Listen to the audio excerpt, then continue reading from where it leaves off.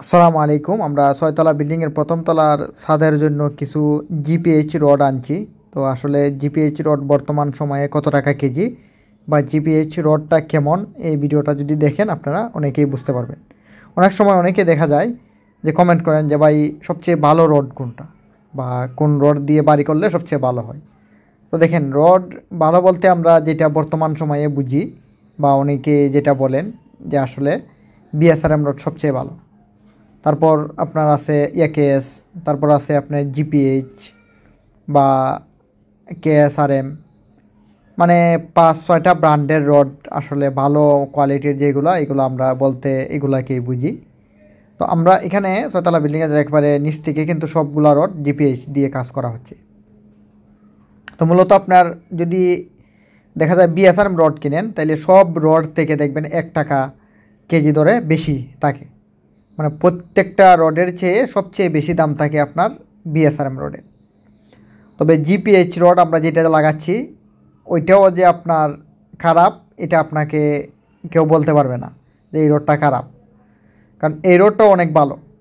অনেকে দেখা যায় যে আসলে যেহেতু দেখবেন একটা জিনিস যখন একটা ব্র্যান্ড যখন বেশি চলে বা বেশি বিক্রি হয় তখন সবাই ওইটার পিছেই মানে মনে করে ওইটাই সবচেয়ে ভালো। কিন্তু এছাড়াও যদি আপনি এই যে জিপিএইচ রড দিয়ে যদি আপনি বাড়ি করেন বা কেএস বা কেএসআরএম, এটা কোনো সমস্যা হয় না। যেমন এখানে আমরা যদি দেখাই যে এই যে দেখেন জিপিএইচ, তো আমরা সম্পূর্ণ রড কিন্তু জিপিএইচ লাগাচ্ছি। এখানে আছে ছাদের জন্য যে বিমের জন্য 6 সুতা রড আছে, 5 সুতা রড আছে, আবার ছাদের জন্য যেই বিছানো হবে ওইটা হবে 3 সুতা রড। তো এই যে আপনার দেখা যায় জিপিএইচ রড বিএসআরএম রড যদি আমরা কিনি এখন, তাহলে দেখা যায় 90 থেকে 91 টাকা কেজি, মানে প্রতি কেজি রডের দাম 90 থেকে 91, হয়তো এর ভিতরেই থাকে বা এর ভিতরেই আছে। আর জিপিএইচ যেটা আমরা কিনে আনলাম এটা হলো 87 টাকা কেজি। তাহলে দেখেন প্রতি কেজি রডের দাম 3 টাকা করে কম।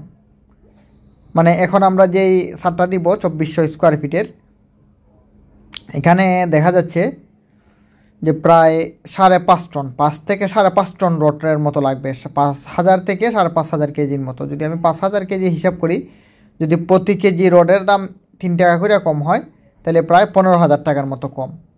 তো এখন আপনি সব কিছু যদি চিন্তা করেন যে আমি কম দামি লাগাইলে মনে হয় যে আমার কাজটা দুর্বল হবে, না ভাই এরকম না।